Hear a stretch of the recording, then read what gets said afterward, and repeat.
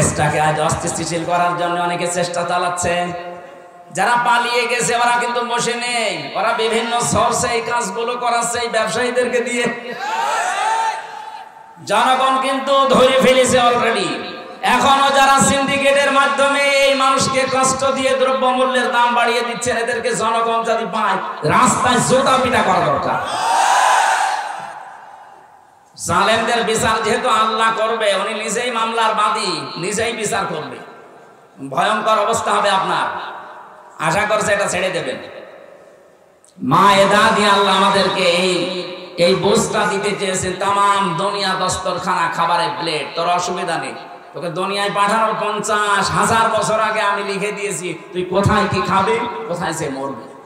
সুতরাং যেটার গ্যারান্টি আমার আল্লাহর হাতে দিয়েছে ওইটা নিয়ে আমাদের চিন্তা বেশি। অথচ যেটার গ্যারান্টি আল্লাহ দেয়নি, যে মরণের পরে তোর সাথে কি আচরণ করবো এটা কিন্তু আমি জানি না, জানি তোর আমল দেখে আমি করব, সেটার বেলায় আমাদের খবর নেই।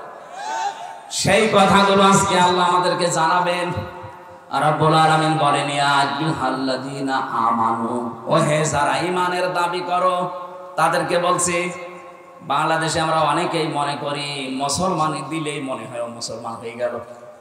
কি আরে ভাই, এখন অনেক হিন্দু পর্যন্ত রোগ থেকে বাঁচার জন্য আঁকা কেটে ফেলছে। আমি যে জেলখানায় ছিলাম, গাজীপুরের কাশিমপুরের কারাগারে হাই সিকিউরিটিতে, ওখানে যাওয়ার পরে এক সেলার পেয়েছিলাম হিন্দু। কারারক্ষীরা আমারে বলতো, হুজুরে হিন্দু হলে কি হবে, এ মনে হয় হাফ হাতা, ফুল হাতা না। হিন্দুদের ফুল হাতা না, হিন্দুদের হাফ হাতা না ফুল হাতা। কারারক্ষী যেটাই আমার দায়িত্বে আসতো আমার বলতো, আমাদের এই জেলার কিন্তু ফুল হাতা, কিন্তু আমার যেভাবে গরুর গোশত খাই চুরি করি আমার মনে হয় ও হাফ হাতা। ফুল হাতা হলে তো গরুর গোশত খাওয়ার কথা না। যেহেতু শিক্ষিত মানুষ তো অনেক, হিন্দু যারা শিক্ষিত, বিজ্ঞান যারা পড়ে, তারা দেখছে মুসলমানি না দিলে অনেকগুলো রোগ লজ্জাস্থানে জমা হয়। এই হিসাবে বলে ওরা কেটে ফেলছে। আমি যেটা বোঝাতে চাচ্ছিলাম, শুধুমাত্র গরুর গোশত খেলে, শুধু আগা কেটে দিলে আমরা মুসলমান হব, বিষয়টা এমন না। এমনকি এই মুসলমানি এই শব্দটা নিয়ে আজ অনেকে ব্যবসা আরম্ভ করেছে। এই যে এত বড় ছেলে মুসলমানি দেয় না, কি গো, ছেলের বয়স 22 বছর, মুসলমানি দেন না। দেবো কি করে, আমারও টাকা নেই, ওরও টাকা নেই। একটা ছেলে মুসলমানি দিতে কয় টাকা লাগে? 500 টাকা দিলে গোড়া থেকে কিন্তু বাদ দিল। 200 টাকা দিলে আগা কেটে দেয়, 500 টাকা। অথচ এই ছেলের মুসলমানি দিতে 50,000 টাকা খরচ। কেন? অনুষ্ঠান করবে, শেষে ব্যারাক থেকে, এনজিও থেকে, ব্যাংক থেকে লোন নেয়। 50,000 টাকা লোন নিয়ে 2 দিন মাইকিং করছে একাধারে। আমার 20 বছরের তাগড়া ছেলে মুসলমানি। লোকজন আসতেছে খাবার খাওয়ার জন্য, হাদিয়া দেয়। শেষে দেখা গেল খরচ খরচ বাদ দিয়ে প্রায় 1 লাখ টাকা লাভ। 4 দোকানে বসে গপে হাসতেছে, কি গো চাচা এত খুশি? বলছে, বাবাজি আমি জানতাম না যে মুসলমানি দেওয়া এত লাভ, মনে হচ্ছে আমি আরেকবার দিই। কি ব্যবসা পেয়েছি, এটা নাম কি মুসলমানি? আমার মনে হয় ছোটবেলা থেকেই কেটে দেওয়া দরকার। সাদা বড় হয়ে মাইকিং করে 20 বছরের তাগড়া ছেলে মুসলমানি দেওয়ার দরকার নেই। আল্লাহ যেহেতু ইমানদারকে ডাক দিয়েছেন, ইমান কিন্তু পাওয়া জিনিস না, ইমান আনা জিনিস। পুরা কোরআনে 89 জায়গায় আয়াত আছে, ইয়া আইয়ুহাল্লাযীনা আমানু। আল্লাহ বলেন, ও হে যারা ঈমান এনেছো না ঈমান পেয়েছো। আমরা যারা এখানে বসে আছি একটাও ঈমান আনি না, আমরা ঈমান পেয়েছি। আমাদের মা বাবা, আমাদের বাপ দাদা, পূর্বপুরুষরা মুসলমান ছিল, ওই ঘরে এসেছি, এই কারণে আমরা ঈমান। কিন্তু সাহাবায়ে কেরাম ঈমান পেয়েছেন না, ওনারা ঈমান এনেছিলেন। এটা যদি সত্যি ওনাদের মতো কষ্ট করে আমরা আনতে পারতাম, এর কদর আমাদের কাছে থাকতো। কথা বলেন ঠিক কিনা? যেহেতু আমরা আনি নাই, ফিরি ফিরি পেয়ে গেছি, এই কারণে কদর আমাদের কাছে নেই। আর যাদের কাছে আছে ওই মানুষগুলোকে আপনি বম মেরেও ইমানের পথ থেকে সরাতে পারবেন না। আল্লাহ ইমানদারকে ডাক দিয়ে দুইটা বিষয় এখানে জানিয়েছেন। ইত্তাকুল্লাহ, আমি আল্লাহকে ভয় করার নীতি নাও। কি ভয়? এই যে তাকওয়া শব্দটা আমরা জন্মের পর থেকে শুনি, তাকওয়াটা কি? তাকওয়া একটা পাথেয়। নবীজিকে এক সাহাবী এসে বললেন, হে নবী, আমি সফরে যাচ্ছি, আমার পাথেয় আপনি বলে দেন কি কি নিয়ে যেতে পারি। বিশ্ব নবী বললেন তাকওয়া। কি বললেন? তাকওয়া নামক যে পাথেয় আছে এইটা নিয়ে যাও। ডাক দিয়ে বলেন, হে নবী, আপনি আরো কিছু পাথেয়র কথা বলেন। নবীজি ডাক দিয়ে বলেন, হ্যাঁ, পাথেয়র আর একটা বিষয় আছে, ভালো কাজে আদেশ করবা, অন্যায় কাজে নিষেধ করবা। আর আমাদের কাছে কেউ যদি বলে আমি সৌদিতে যাচ্ছি, আমি ভারতে যাচ্ছি, আমাকে পাথেয়র কথা কিছু বলেন, কি কি নেব, কি কি নেবা বুঝতে পারো না। নবীজি বলেছিলেন পাথেয় হিসাবে তাকওয়া নিয়ে যাও। এখানে তাকওয়াটা কি, পাথেয় এটা আসলে বোঝা লাগবে। তাকওয়া মানে আল্লাহর ভয়, এটা তো সহজ অর্থ। তাকওয়ার ৯৯টা অর্থ আছে। তাকওয়ার আসল অর্থ হচ্ছে আল্লাহর নিষিদ্ধ কাজগুলো ওই মুহূর্ত থেকে ঘৃণা ভরে ছেড়ে দেওয়ার নাম তাকওয়া। এইটা আমরা সারা জীবন শুনলেও মানতে পারি না। আল্লাহর নিষিদ্ধ কাজ যেখানে যেটা পাবেন আজকে থেকে শুধু ছেড়ে দেবেন, ওর নাম খৌফ। ওর নাম কি? শুধু ছেড়ে দেওয়া। আর যদি পায়খানার মতো ঘৃণা করে ছেড়ে দেওয়া হয়, ওর নাম তাকওয়া। আল্লাহর নিষিদ্ধ কাজের যে প্রকাশ্যে অপ্রকাশ্যে কোনো অশ্লীল দৃশ্য দেখা, এটা নিষিদ্ধ কাজ না? কোরআন শরীফে প্রায় ২৭ জায়গায় আছে, তোমরা প্রকাশ্যে হোক অপ্রকাশ্যে হোক অশ্লীল কোন কাজের ধারে কাছে যাবা না। সুতরাং আজ ইন্টারনেটের মাধ্যমে, এই মোবাইলের মাধ্যমে, ফ্যাক্সের মাধ্যমে, কম্পিউটারের মাধ্যমে, আকাশ সংস্কৃতির মাধ্যমে পিন আপ করা পত্রিকা দিয়ে যারা এমন ওলট পালট কাজে আছেন, যেটা নিজে নিজে দেখলে ভালো লাগে আর অন্য কেউ দেখলে লজ্জা লাগে, এরকম দৃশ্য নেই? কথা বলে না কেন? এগুলো নিষিদ্ধ কাজ। আলা তাকরাবুস জিনা ইন্নাহু কানা ফাহিশা ওয়া সাআ সাবিলা। জিনার ধারে কাছে যেও না। জিনা করা তো দূরের কথা, আল্লাহ কেন তার ধারে কাছে কথা বললেন? কারণ মানুষ একবারে লজ্জাস্থানে জিনা করে না, আগে সিস্টেমে যায়। প্রথমে হয়তো মোবাইলে কল দেয়, SMS করে, এরপরে ভিডিও কল, এরপরে আস্তে আস্তে এক জায়গায় হয়ে হাতের জেনা, মুখের জেনা, লজ্জাস্থান পর্যন্ত পৌঁছে যায়। সুতরাং যেগুলোর দ্বারা জেনা তৈরি হয়, এই উলট পালট সিনেমা দেখে, উলট পালট দৃশ্যগুলো দেখে মানুষকে শারীরিকভাবে দুর্বল করে যারা ফেলতে চায়, আমরা জানি এগুলো নিষিদ্ধ। সুতরাং এই মুহূর্তে শুধু ছেড়ে দেব না, ঘৃণা করে ছেড়ে দেব। মোবাইলে এরকম দৃশ্য যাদের আছে, যেটা নিজে দেখলে আনন্দ লাগে, ভালো লাগে, আর অন্য কেউ দেখলে লজ্জা লাগে, এরকম দৃশ্য নেই? যার মোবাইল আছে এই মুহূর্তে এখনই ডিলিট করা লাগবে, এক্ষুনি। ওয়াজ এখন থেকে আরম্ভ হবে আমল করা। আমার এই মোবাইলটায় ২৫০টা লেকচার আছে আমার স্যারের। আমি আন্তর্জাতিক বিশ্বে যারা আলোচনা করে তাই আছে ডাক্তার নোমান আলী খান, ডক্টর আহমেদ মোসা জিব্রাইল, এদের লেকচার গুলো এখানে সাজানো আছে। তাছাড়া আর আমার ছোট মেয়েটার ছবি আছে, তাছাড়া আর কিছু নেই।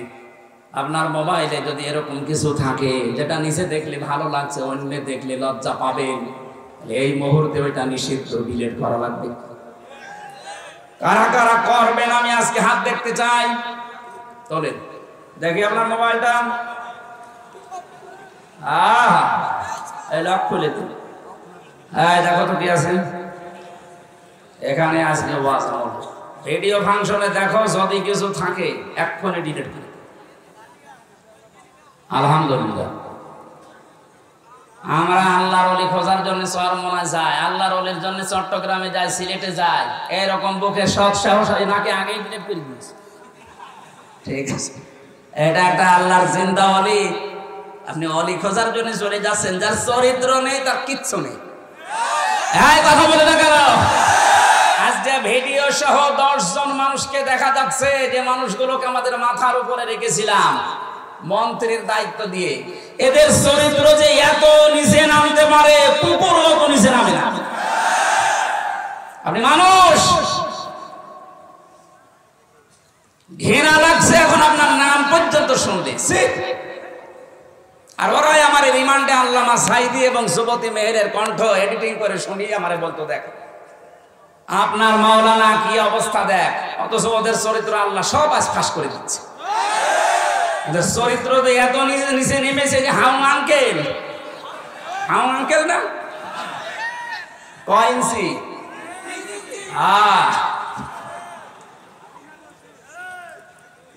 আজকের বক্তব্য হাউ আঙ্কেল। আমার সাথে ওই ছোট হুজুরটা ছিল, আমারে বলছে হামজা ভাই, আমার সাথে প্রায় 2 মাস এক ঘরে ছিল ওই পিসকে হুজুরটা মাদানি। আচ্ছা হুজুর ভাই আমারে নিয়ে গেল রাত 12:30টার সময় হাতির ছিলে 2 দিকে রাস্তা ব্লক করে দিয়ে আমার শরীরে পোড়াটা উলঙ্গ করেছে। একেবারে 100 কাপড় আমার শরীরে নেই, যদিও আমি খাটো, কিন্তু আমার বয়স তো আছে 27 বছর, ওই সময় ওর এখন 30 বছর। আমার বয়স 27, আপনি ভাবেন তো। আমার পোড়া উলঙ্গ করেছে। এরপর একটা শার্ট নিয়ে এসেছে পুরুষের, একটা ছেঁড়া তালি দেওয়া একটা পায়জামা দিয়েছে আমার, প্যান্ট। এরপরে একটা সিগারেট ধরি আমার হাতে দিয়েছে, কারণ চারিদিকে অস্ত্র, বাধ্য হয়ে নেওয়া লাগছে। হঠাৎ করে একটা অর্ধ উলঙ্গ মেয়ে লোক নিয়ে এসে আমার পাশে দাঁড় করিয়ে বলছে এর ঘাড়ে হাত দিয়ে ভাবে। হাত আমি দিতে চাচ্ছিলাম না, জোর করে আমারে হাত লাগিয়ে ছবি তুলতেছে। এইটা সকালে ছেড়ে দেব আর বলবো যে হুজুরের চরিত্র দেখো। বলছে আমি এক এসআইকে ডাক দিয়ে বললাম, ভাই আপনারা তা করছেন এটা কি আমার হারুন স্যার জানে না? মানে উনি তো করছে। আমি এত অসহায় ছিলাম ওই সময়, এমনিতেই মাজলুম মানুষ, চোখের পানি ফেলে দিয়ে বললাম রব্বুল আলামিন আমার সাথে যা হচ্ছে তুমি তো দেখতে পাচ্ছ। মাজলুমের দোয়া শুনি কবুল হয় তোমার নবীর হাদিস। এই অবস্থায় আমি ওর জন্য বরদোয়া দিলাম, ও আমাকে যা করেছে আল্লাহ তুমি ওকে তাই করো। ঠিক আল্লাহ এই মাজলুম আলেমের দোয়া কবুল করে ওরে উলঙ্গ করে জাতির সামনে দেখিয়েছে। ওর যে 3 ইঞ্চি বাংলাদেশ না তাম দুনিয়ার মানুষ এখন জানে। বাইরের দেশগুলোতে আমি কিছুদিন আগে ছিলাম সৌদি আরবে, মদিনা থেকে তাইফে যাচ্ছিলাম। যে ড্রাইভার আমার সাথে মদিনার স্থানীয় মানুষ, যাবার সময় আমারে বলছে ইয়া হাজি ওল হজ্জা তাই না বিলাদুকা, ও হাজি দেশ কোথায়? আমি জি তুমি বাংলাদেশ। আমি বাংলাদেশ থেকে এসেছি। আমার এবার আরবিতে একটা গালি দিচ্ছে হারামি। হারামি মানে?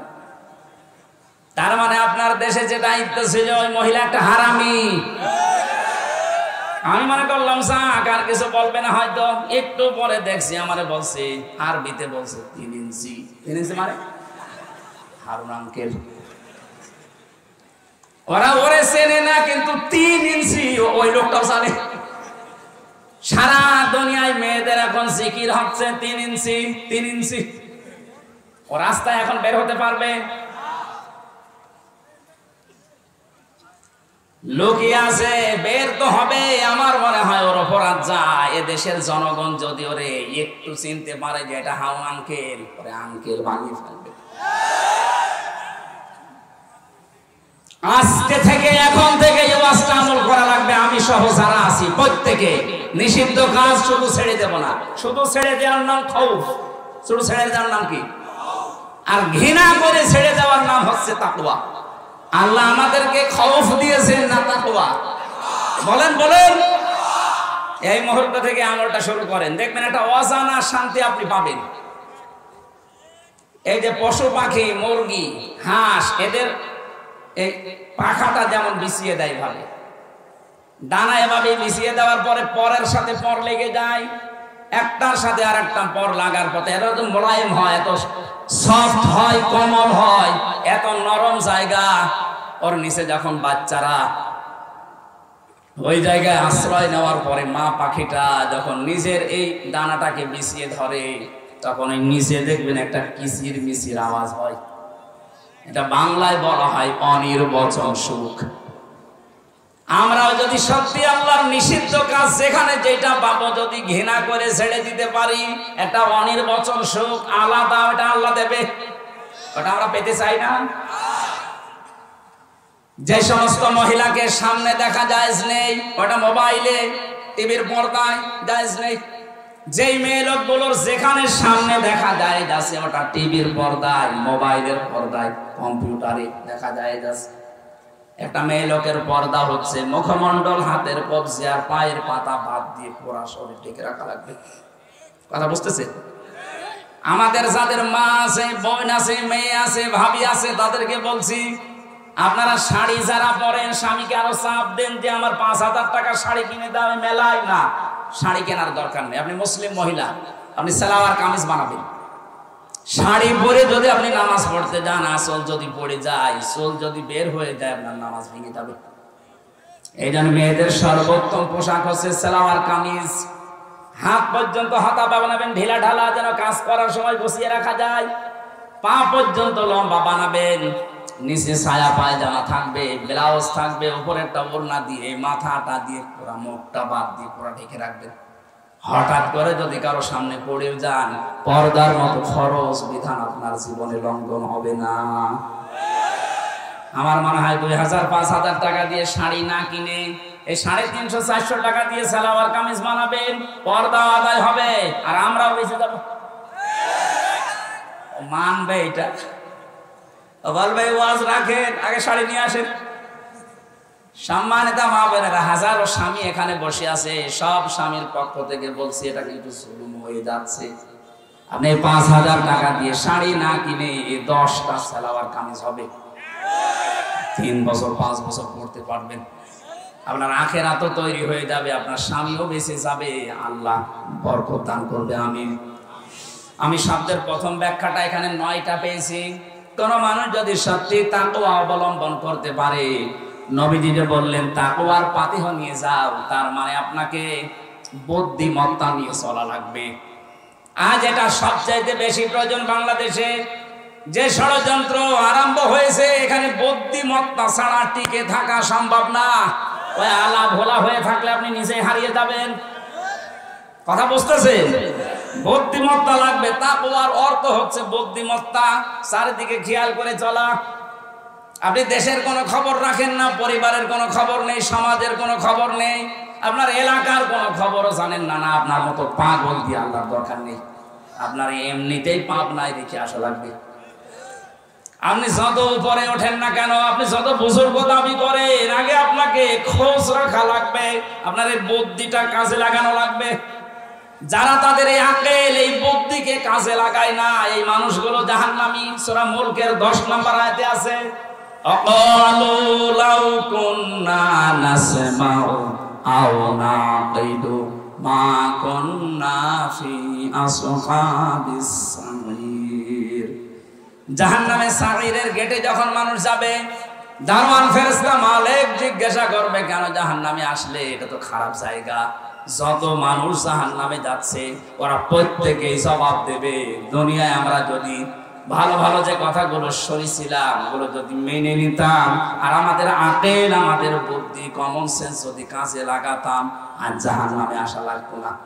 এই আয়াত দ্বারা প্রমাণ হয় যে মানুষগুলো তাদের বিবেক, বুদ্ধি কাজে লাগাবে না, সে জাহান্নামে যাবে। আমরা যেন পাগলামি করে না থাকি, সচেতন হই। আহ্বান জানাচ্ছি, যারা পালিয়ে গেছে ওরা কিন্তু বসে নেই। বিশেষ করে এই যে সাবেকটা, মানে বাইরের দেশে এখন ছড়াচ্ছে, বিভিন্ন দেশে দাদা বাবুদের কাছে, মোড়লদের কাছে, যে আমি নির্বাচিত ছিলাম, আমাকে জনগণ উৎখাত করে দিয়েছে। না, এটা মিথ্যা কথা। এটার প্রতিবাদে মিডিয়া যারা আছে, পত্রিকা যারা আছে, আন্তর্জাতিক মাধ্যম সব বারবার প্রচার করা দরকার। এটা এখন বুদ্ধিমত্তার কাজ। সাংবাদিক মাহমুদুর রহমানের ঘোষণা আজকে শোনেননি? আপনি কোন দেশে থাকেন, শেষে নিজেও হারিয়ে যাবেন, মা পায়ের তলা মাটি থাকবে না। উনি সারা বিশ্বের মোড়লদেরকে এখন আহ্বান জানাচ্ছে যে আমি নির্বাচিত, সরকার আমাকে উৎখাত করেছে। এত বড় মিথ্যা কথা আপনি বলতে পারলেন? আপনি যদি কুকুরকেও জিজ্ঞাসা করেন যে 15.5 বছরে কে নির্বাচিত ছিল, ও ঘোড়ার মতো হাসবে। শয়তানকে যদি জিজ্ঞাসা করেন, শয়তান বলবে আমার চাইতে শয়তান তো কেউ নেই। এত বড় মিথ্যা কথা আমি জীবনে বলি। আপনি কিসের নির্বাচিত? 154 যে নির্বাচনের আগে হয়ে যায়, আর একবার ভোট হয়েছে, দিনের ভোট রাতে হয়ে যায়। কিভাবে আপনি নির্বাচিত মনে করেন আপনাকে? আর বাইরের মানুষকে এটা খাওয়াবেন, আর বাইরে আর কেউ নেই। এক মুশফিকুল ফজল সাংবাদিকই যথেষ্ট আপনার এই মিথ্যাচারের জবাব দেওয়ার জন্য। আমাদের উচিত হবে এই মিথ্যাচার বন্ধ হওয়ার জন্য সব গুরুত্বপূর্ণ ভূমিকা রাখা লাগবে। এখন যারা দায়িত্বে আছে, তা প্রধান উপদেষ্টা সহ প্রত্যেকের এখন সবচাইতে বড় দায়িত্ব খুব তাড়াতাড়ি একটা সম্মানজনক সময় নিয়ে যে মানুষগুলো জালেমদের ওই চেয়ারে বসে আছে ওদেরকে লাথি দিয়ে নামিয়ে দিন। 100 জনের প্রায় 65 জন আমরা জানছি নেমে গেছে, আর বাকি 35 জন আছে। এগুলো যেন জালেমদের চেয়ারে না থাকে, এগুলো সব নামিয়ে দিয়ে এই দেশে একটা নির্বাচনের মাধ্যমে নির্বাচিত সরকারের হাতে দেশটা তুলে দেন। এই জালেমদের সব চক্রান্ত বন্ধ হয়ে যাবে। বলছে আমি নির্বাচিত, কিসের নির্বাচিত? আমার সাথে এক ওসি ছিল, ওই যে নুসরাত হত্যা মামলা ফেনীর। একদিন আমি তওবার ব্যাখ্যা করছিলাম কারাগারের ভেতরে। উনি আমার বলছে, হুজুর আমার তওবাটা দেখেন তো কিভাবে। রাত 12টার পর থেকে আমার দল বলসা ছিল, এদেরকে নিয়ে আমি বিভিন্ন কেন্দ্রে ভোট কাটা আরম্ভ করলাম। আল্লাহর নামে ভোট কাটতে কাটতে একেবারে ফসল পর্যন্ত বাক্স জমা দিয়ে দিলাম। গোসল করার পরে, ওযু করার পরে এবার আমি নামাজে দাঁড়ালাম। আল্লাহু আকবার। নামাজ শেষ করার পরে পড়লাম আস্তাগফিরুল্লাহ। হুজুর আমার তাওবা হয়েছে। আমি বললাম তাওবা হয়নি, ভণ্ডামি হয়েছে। আরে ভাই, আপনি তো আল্লাহর কাছে দোষ করেননি যে আস্তাগফিরুল্লাহ পড়বেন, আপনি তো দোষ করেছেন হামজার কাছে। আমার মতো 4 লক্ষ হামজা, 3.5 থেকে 4 লাখ, এই 4 লক্ষ মানুষকে আপনি ধোঁকা দিয়ে বোকা বানিয়ে দিনের ভোটটা আগের রাতেই করে ফেললেন। আপনি এখন আল্লাহর কাছে মাফ চান, আস্তাগফিরুল্লাহ। কিয়ামত হয়ে গেল আপনার মাফ হবে না যতদিন হামজা আপনাকে মাফ না করবে। সবচাইতে দুঃখের বিষয়, হামজা শুধু একা না, এই 15.5 বছরের ভেতরে বহু হামজা দুনিয়া থেকে মরে গেছে। আপনি তার কাছে ক্ষমা চাবেন কি করে? সুতরাং আপনার দুনিয়াও শেষ, আখিরাত তো শেষই। এই জালেমদের জুলুমের সাথে যারা সম্পৃক্ত ছিলেন, যারা বিশেষ করে গুমের সাথে, এই যে ইলিয়াস আলী গুম হয়ে গেছে, তার পরিবারটা কি অবস্থায় আছে যারা গুম হয়েছে তারা জানে। আমার বিশ্ববিদ্যালয় কুষ্টিয়া থেকে 2 জন ভাই আমাদের সামনে থেকে হাওয়া হয়ে গেল, মুকাদ্দাস আর ওলিউল্লাহ। আজ 10 বছর এখন খোঁজ নেই। আমার মনে হয় এই দেশে যারা দায়িত্বে আছে এমন কঠোর হবেন গুমের বিরুদ্ধে, কিয়ামতের আগে যেন দেশে কেউ গুম না হয়। এটা মানবতার সাথে যে কত বড় উপহাস। যার ছেলে গুম হয়, বাবা গুম হয়, সে বুঝতে পারে। আপনি তো টের পাচ্ছেন না, আপনার তো কেউ গুম হয়নি। বিশেষ করে যারা আয়না ঘরের সাথে জড়িত, এ মানুষগুলোকে আল্লাহ মাফ করবে কি কায়দায় আমার তো বুঝে আসে না। আমি নিজে মাত্র 10 দিন ছিলাম আয়না ঘরে, তাই আমি পাগল হয়ে গেছি। আর যারা 8 বছর, 10 বছর, 14 বছর পর্যন্ত আছে, আমার যখন রাতের বেলা নিয়েছে তো আমি দেখেছি বিভিন্ন দেওয়ালে লেখা আছে, ভাই এই মোবাইল নাম্বারটাই বাইরে যদি যেতে পারেন একটু বলবেন যে আমি বেশি আছি। আমি 1 বছর 2 বছর না, 14 বছর পাটকা পড়ে আছে। এরকম মানুষের কান্নার আওয়াজও শুনেছি। জিজ্ঞাসা করেছি, ভাই কতদিন আছেন? আমারে বলে এটা কোন বছর, কোন মাস, কি বার আছে, কিচ্ছু জানি না। এটা যে কোন বছর, কয় সাল, এটা 24 সাল জানেই না। কোন মাস চলছে, কি বার, কয়টা বাজেও জানে না। 2 দিন 5 দিন না, 14 বছর, 10 বছর, 8 বছর। যার যার ঘরের সামনে দেখলাম দেওয়ালে ছোট ছোট করে লেখা আছে, ভাই যদি কেউ একটু বাইরে যেতে পারেনি নাম্বারটা আমার পরিবারকে জানাবেন যে আমি বেঁচে আছি। আমার সাথে মুফতি ফখরুল সাহেব ছিলেন, উনি আমার মাঝে মাঝে বলতেন, হামজা ভাই আপনার সাথে কি করেছে জানি না, তবে আমার এই হাত পায়ের ভেতর দিয়ে এইভাবে দেওয়ার পর সামনে যে লোহার ব্যারিকেড থাকে ওর সাথে দিয়ে চেন দিয়ে আটকে দিত। 2-5 মিনিট, 10 মিনিট, 1 ঘন্টা পরে খুলে দেন না। বছরের পর বছর 1.5 থেকে 2 মিনিট সময় দিত টয়লেট করার জন্য। পচা খাবার দিতে, সকালে ছোলা কয়েকটা, দুপুর বেলা খাবার দিয়েছে মাখিয়ে, মনে আছে কেউ মাখিয়ে ফেলে দিয়েছে, খেতে পারে না সেটা দিয়েছে। দেখতাম আমার সাথে ফাঁসির ওই কন্ডেম সেলের ভেতরে শেষের কয়েকদিন ছিল, ষাটবাট হয়ে হাত পা ছেড়ে দিয়ে শুয়ে আছে। কি গো এরকম করে শুয়ে থাকেন? আমার বাবা হামজা, শুয়ে থাকা যে কত বড় নিয়ামত তুমি বুঝবা না।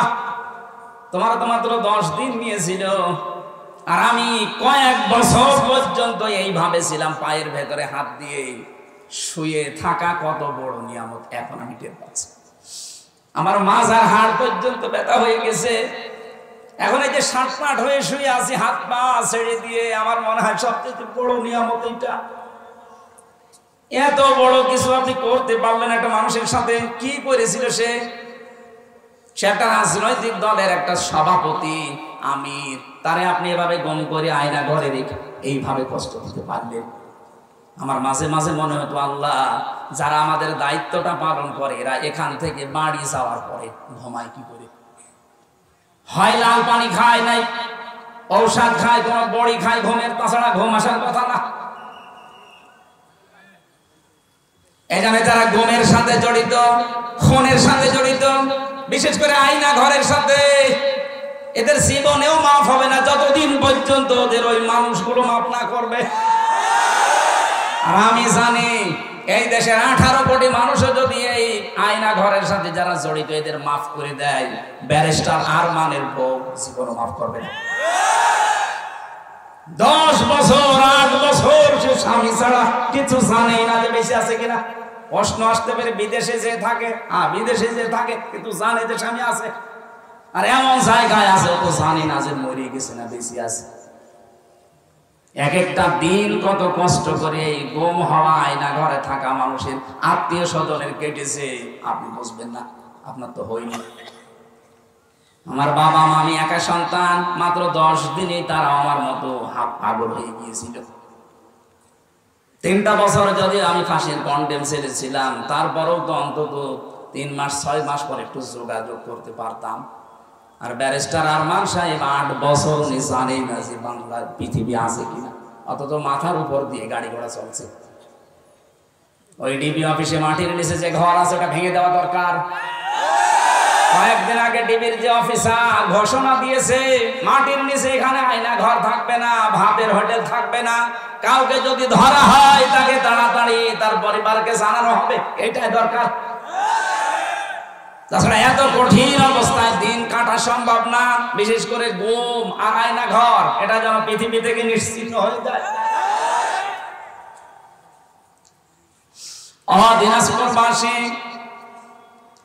আমি যাই করি না কেন, আল্লাহর দরবারে আমার কোন পজিশন আছে কিনা, আমার একটা মর্যাদা, এরকম একটা চেয়ার আছে কিনা যেখানে আল্লাহর সামনে আমি দাঁড়াতে পারবো। আজ প্রধান উপদেষ্টা ডক্টর মোহাম্মদ ইউনূসের আশপাশে যারা আছে, ওনার কথার যে মূল্য উনি দেবে, এই দিনাজপুর থেকে আমি হামজা কথা বললো, ওই মূল্য দেবে। ওনার কাছে যে চেয়ারটা আছে, চেয়ারের একটা মূল্য আছে। আল্লাহ পাক বলেন, অবতাগু ইলাইহিল ওয়াসিলা, আমি আল্লাহ পর্যন্ত পৌঁছাতে একটা চেয়ার তালাশ করো, ওসিলা। বাংলাদেশে আয়াতটা নিয়ে যেহেতু ভেজাল আছে, আমি নিরসন করছি। বহু দরবার থেকে, বিশেষ করে ভণ্ডদের দরবার, এই আস্তানা থেকে কথা আসতেছে, আল্লাহকে পাওয়ার জন্য ওসিলা তালাশ করো, তার মানে পীর সাহেব ধরো। কে বলেছে আপনাকে? এখানে ওসিলা শব্দের 2টা অর্থ। 1 নাম্বার ওসিলা মানে নেক কাজ, 2 নাম্বারে ওসিলা মানে নবীর সম্মান। আপনি যদি বিপদেও পড়ে যান দুনিয়ায়, আপনি যদি দোয়াও করেন, তাহলে দোয়া করা লাগবে আপনার নেক কাজের ওসিলা দিয়ে, যে আল্লাহ আমি কিচ্ছু করি নাই, কিন্তু এমন একটা কাজ তোমাকে উদ্দেশ্য করে, তোমাকে জানাশোনা করে করেছিলাম, তোমার ভয়ে। কেউ জানে না এই নেক কাজের কথা, শুধু তুমি জানো আর আমি জানি। সুতরাং আজকে যদি বিপদে আসি, এটা মুক্ত করার জন্য ওই নেক কাজের ওসিলায় আমার মুক্ত করে দাও।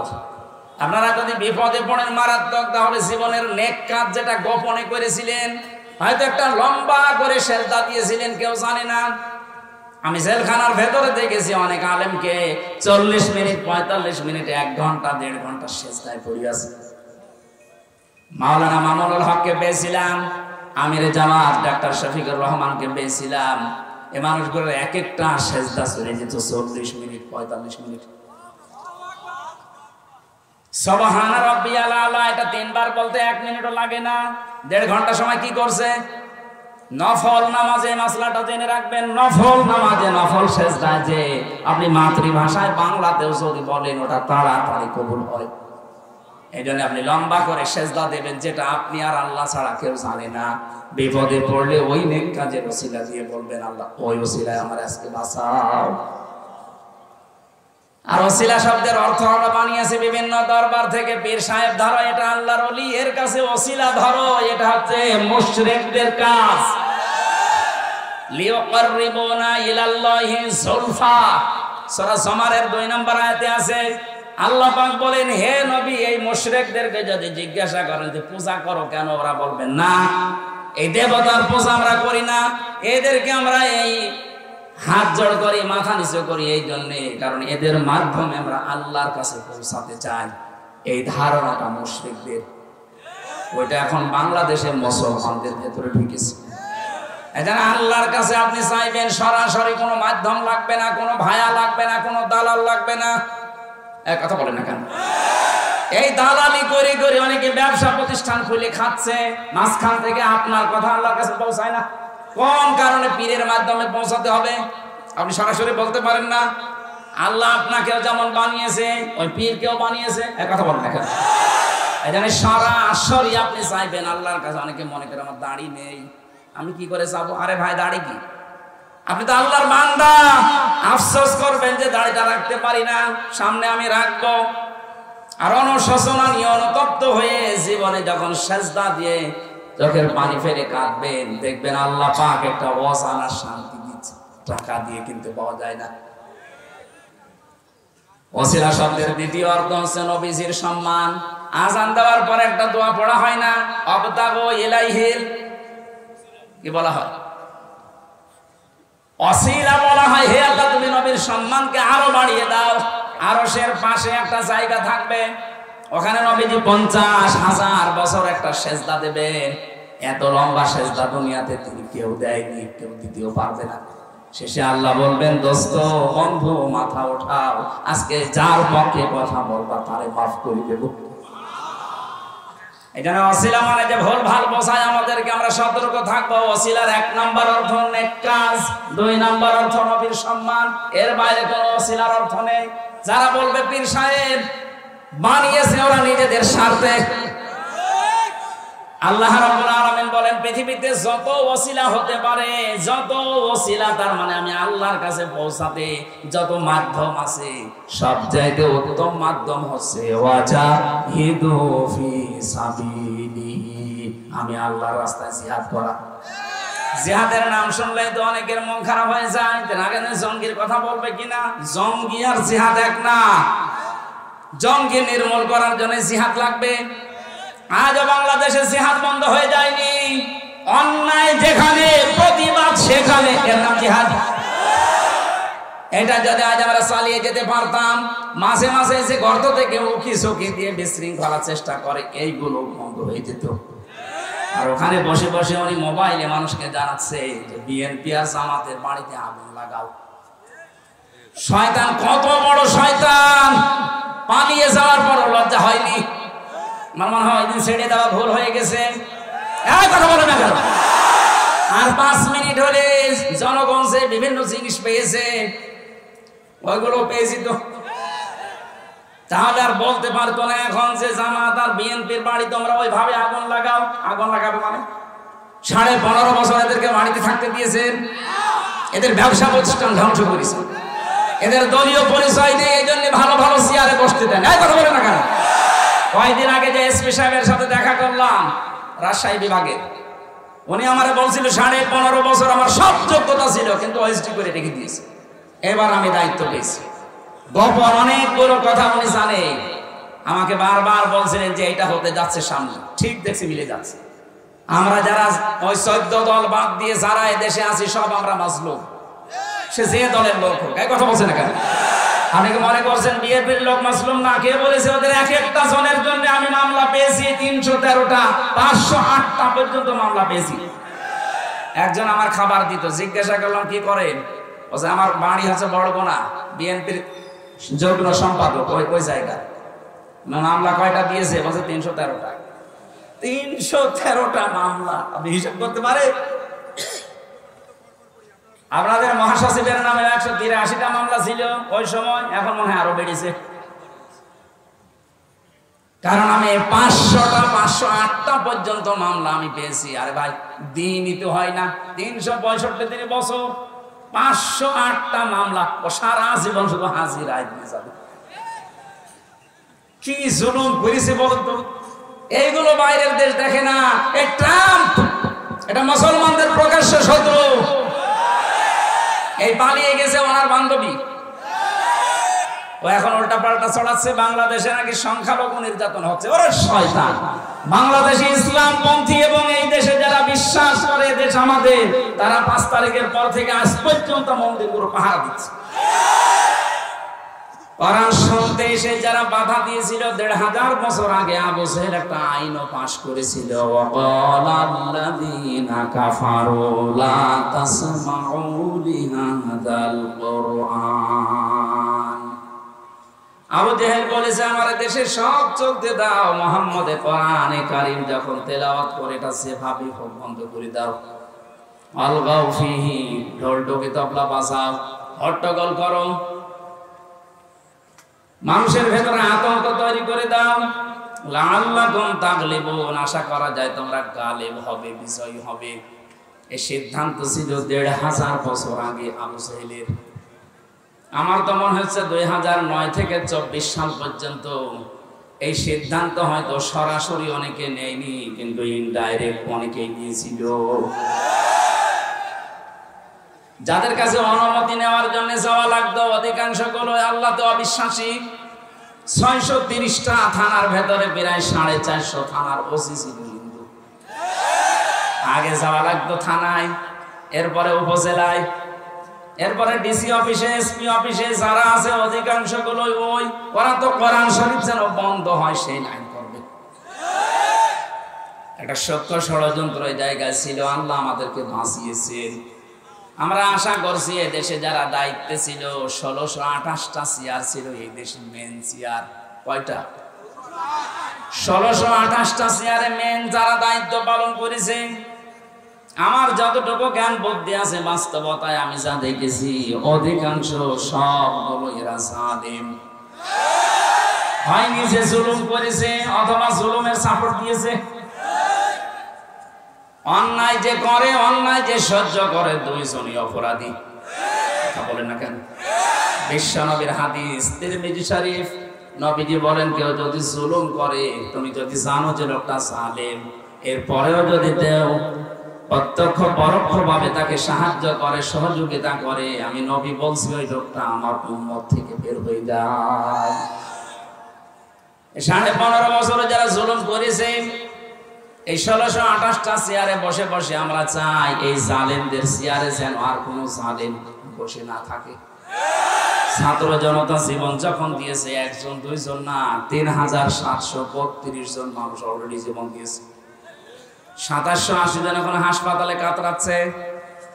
এতগুলো মানুষের জীবনের বিনিময়ে যে স্বাধীনতা সংস্কারের জন্য তারা জীবন দিয়েছে, আমরা চাই এদেশের কোন চেয়ারে আর জালেম থাকবে না, সবগুলো চেয়ার সংস্কার হবে।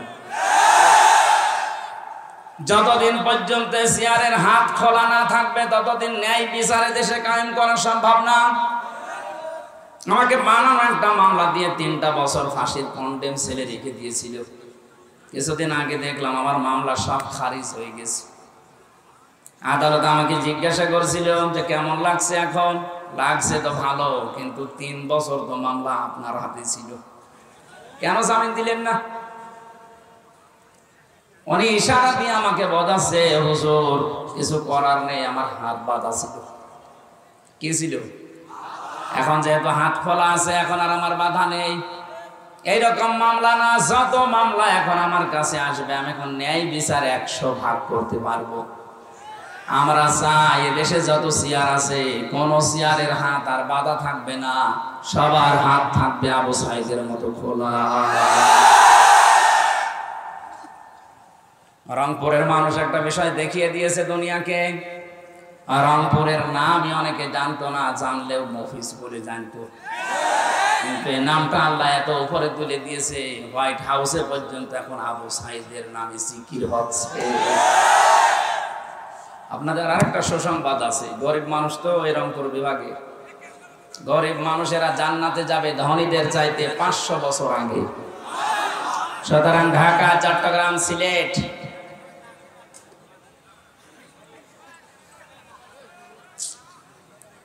আমি এই মাহফিল সামনে থেকে বন্ধ করে দেবো। সেমিনার সিস্টেম গুলো না করলে ছাতা মাথা বুঝিয়ে এরা বোঝেও না, এই সিস্টেমে আর আসবো না। কোনো অডিটোরিয়ামে, কোনো মসজিদে, কোনো সিস্টেম অনুযায়ী যেখানে অন্তত মানুষগুলোকে 100 জন থাকলে অন্তত 98 জন বোঝে, এরকম জায়গায় কথা বললে ভালো হয়, আমারও কষ্ট কম হবে।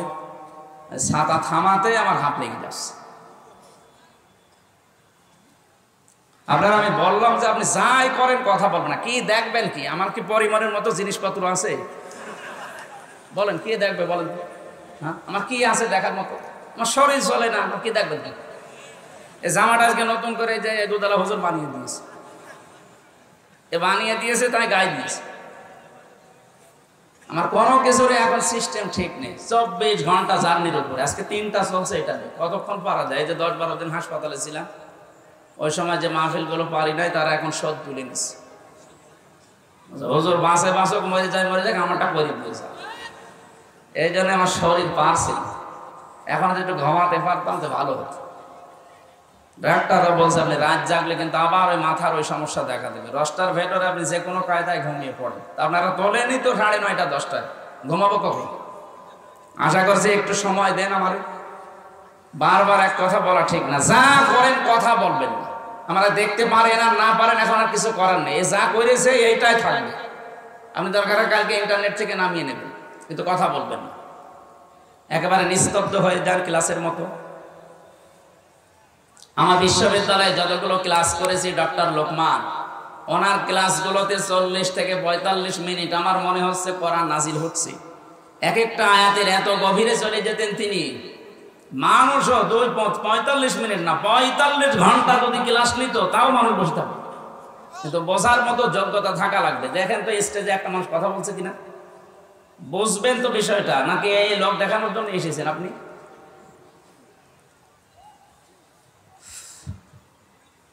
আমার ভাইরা, আমি কোরআনে কারিমের শ্রোতাদের বর্ণনা দিচ্ছিলাম।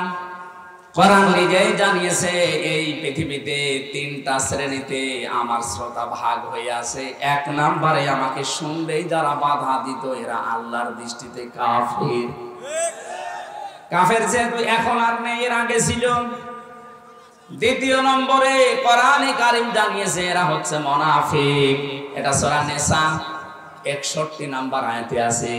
وَإِذَا قِيلَ لَهُمْ تَعَالَوْا إِلَى مَا أَنزَلَ اللَّهُ وَإِلَى الرَّسُولِ رَأَيْتَ الْمُنَافِقِينَ يَصُدُّونَ عَنكَ صُدُودًا। হে নবী, যখন আপনি মানুষদেরকে বলবেন আসুন আল্লাহর বিধানের দিকে, রাসূলের আদর্শের দিকে, আপনি দেখতে পাবেন যারা শুনতে এসেছে আপনার মুখে কোরআন, এরা বিশ্বাস করবে আল্লাহ নাজিল করেছে। আর আপনি বলছেন এটা মিথ্যা না, এটা ওরা জানে, কিন্তু যখন দেখবে যে ওদের কর্মজীবনের সাথে এগুলো মিলছে না, ওদের প্র্যাকটিক্যাল লাইফের সাথে এগুলোর মিল নেই, তখন আস্তে করে দেখবেন ওরা পেছন দিক থেকে কেটে পড়বে। এই আয়াতটা আমি বানালাম, হ্যাঁ, 1500 বছর আগে নাজিল হওয়া এই আয়াত আমার মনে হচ্ছে এই মাত্র বাংলাদেশ দেখে নাজিল হচ্ছে। আপনি দেখেন এখানে যারা এসেছে 100 ভাগ আপনি বিশ্বাস করেন যে কোরআন আল্লাহর কিতাব, আর হামজা বলছে ও বাবার কথা না, কোরআন থেকে বলছে। কিন্তু সেই দেখে যে না, আমি যে রাজনীতি করি তো মিলছে না, আমি যে সমাজনীতি করে তো মেলে না, আমার যে পরিবার এ তো মেলে না, তখন আস্তে করে কিছু বলতেও পারে না, সইতেও পারে না, কেটে পড়ে। আল্লাহর ভাষায় এরা মুনাফিক। আপনি দেখেন তো কোনটা ওঠে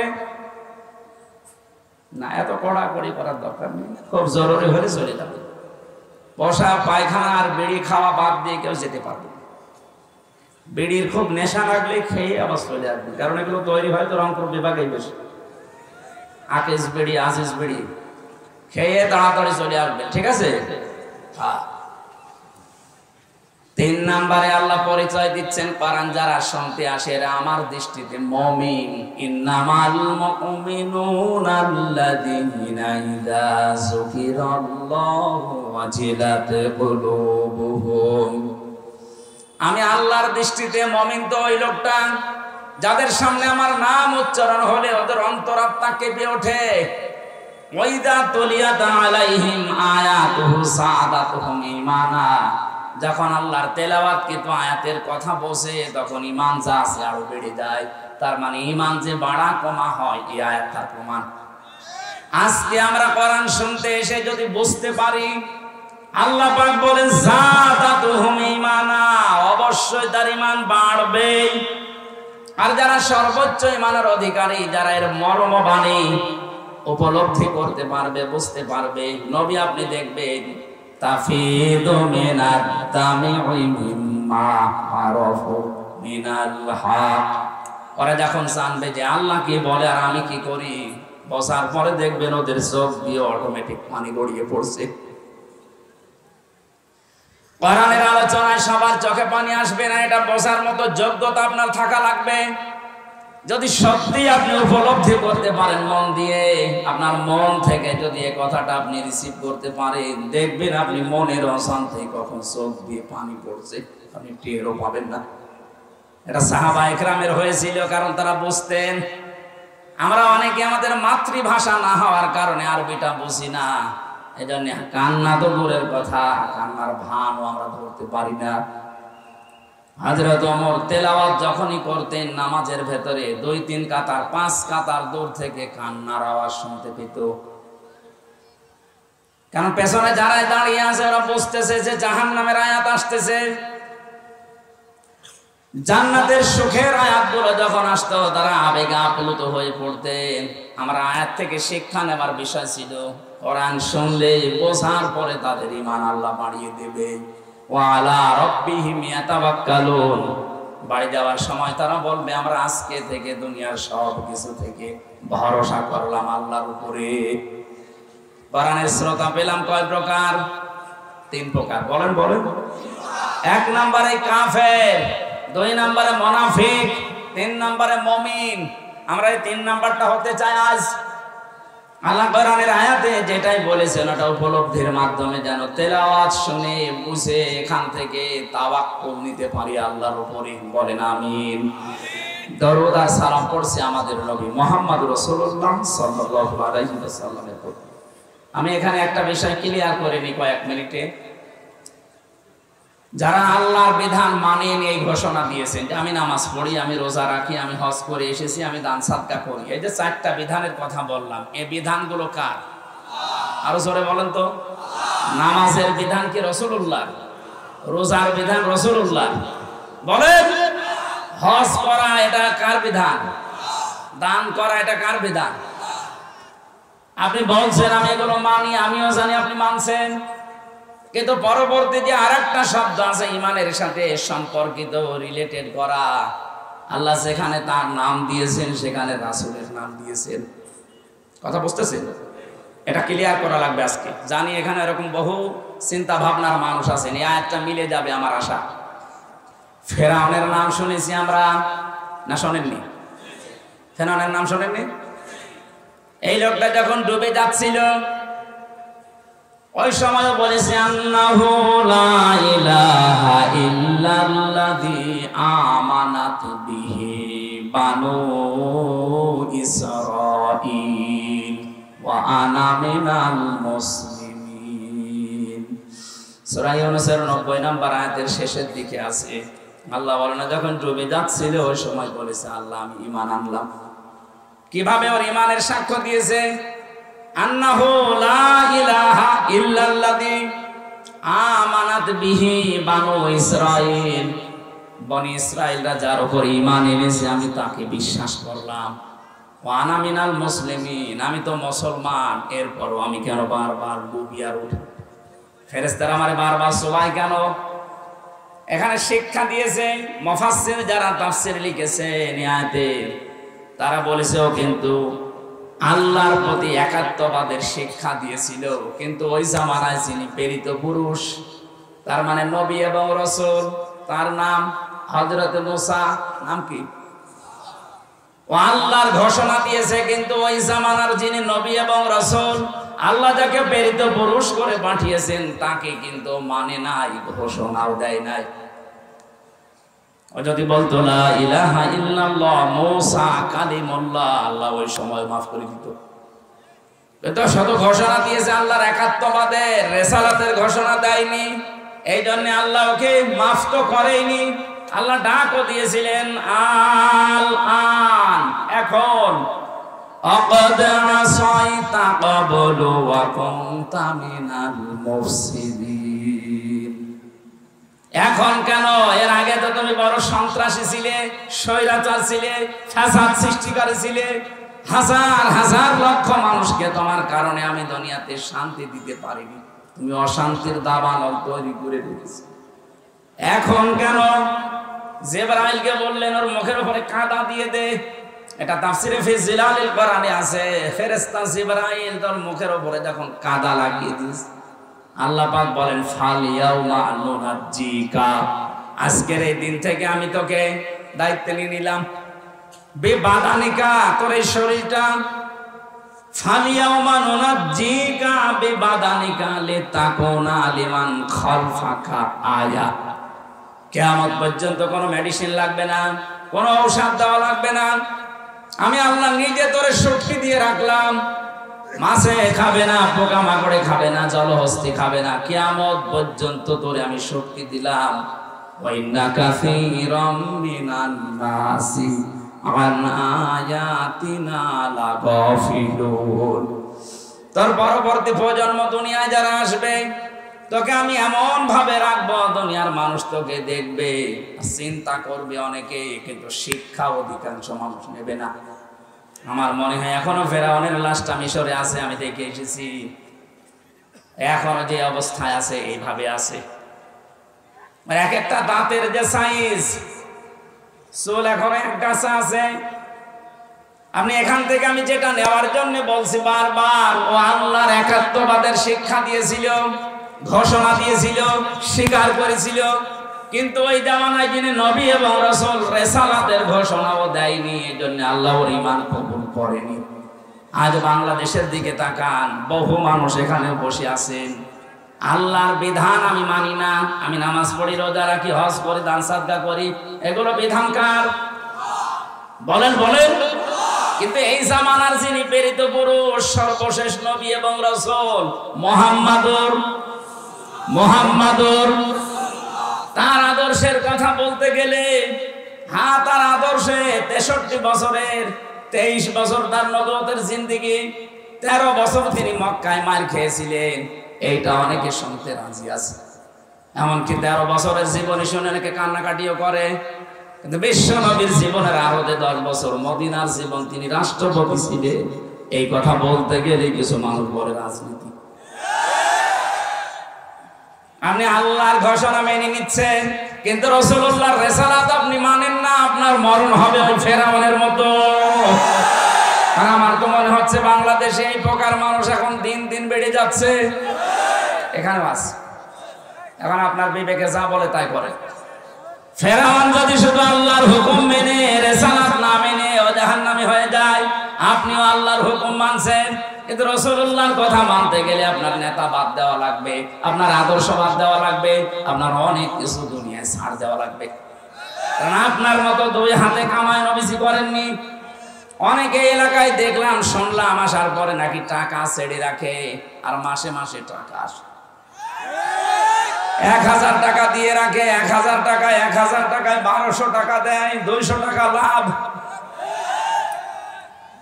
নাকি এখনো শুরু হয়নি? আমি আসার পরে শুনছি এটা একটা মায়ের সাথে জেনা করার গুনাহ।